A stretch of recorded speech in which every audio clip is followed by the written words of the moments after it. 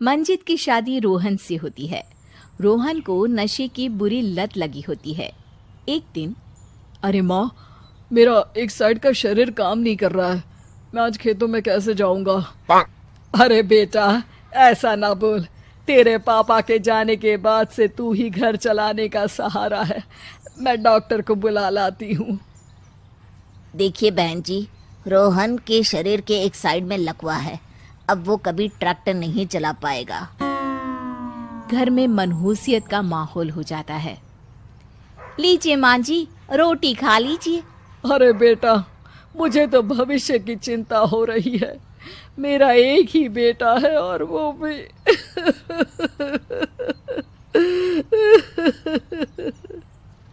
माँ जी, आप चिंता न करें। जब तक ये बीमार है मैं खेत जाकर काम कर लिया करूंगी। वैसे भी नशे के कारण इनका शरीर काफी कमजोर हो गया है। अगले दिन मंजीत खेत में जाकर काम कर शाम को घर लौटती है। ये ले बेटा, पानी पी ले। कैसा रहा काम का पहला दिन? माँ जी, काम तो ठीक है, लेकिन मैं अगर ट्रैक्टर चलाना सीख लूँ ना तो काम और भी आसान हो जाएगा। अरे बेटा, दुनिया क्या कहेगी कि औरत होकर ट्रैक्टर चला रही है। माँ जी, या तो हम दुनिया देख ले या अपना घर, कोई बात नहीं। जब ये ठीक हो जाएंगे तो सब ठीक हो जाएगा। अरे बहू, जरा बाहर तो आना। जी माँ जी। बहू, तेरे मामा जी आए हैं, तूने बुलाया था ना? हाँ माँ जी, वो मामा जी ना आज से मुझे ट्रैक्टर चलाना सीखा। मंजित मामा से ट्रैक्टर चलाना सीखती है। वो मन लगाकर खेतों में काम करती है। और एक दिन, माँ जी, पता है इस बार पूरे गांव में सबसे ज्यादा फसल का उत्पादन हमारे खेतों में हुआ है। इस साल तो खूब पैसे आएंगे। हाँ। सास खुश नहीं होती है। वो चुपचाप वहां से जाने लगती है। तभी मंजित उसे रोक लेती है। क्या हुआ माँ जी, आपको खुशी नहीं हुई? बेटा, आज डॉक्टर साहब बोल रहे थे कि रोहन के ठीक होने के लिए 5 लाख रुपए की जरूरत है।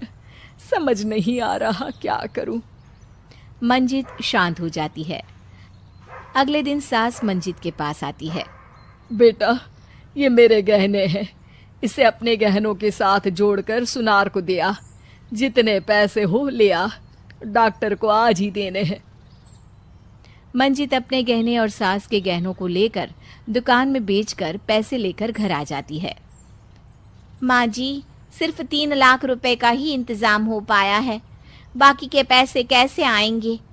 बेटा, अब तो एक ही चारा है, हमें जमीन भी बेचनी पड़ेगी। माँ, खेत बेच देंगे तो खाएंगे क्या? अरे बेटा, कोई दूसरा चारा भी तो नहीं है। रोहन ठीक हो जाए तो वो मेहनत करके इससे भी बड़ी जमीन ले लेगा। सास बहू मिलकर खेत भी बेच देते हैं। अब पूरे पैसे लेकर सास डॉक्टर के पास जाती है। डॉक्टर साहब, ये लीजिए सारे पैसे। बस किसी तरह मेरे बेटे को ठीक कर दीजिए। आपका बेटा ठीक तो हो जाएगा, लेकिन 6 महीने का समय लगेगा। सास बहू सोच में पड़ जाते हैं कि अब तो कोई जरिया भी नहीं रहा जहां से उन लोगों को कमाई हो। अब कमाएंगे नहीं तो खाएंगे क्या?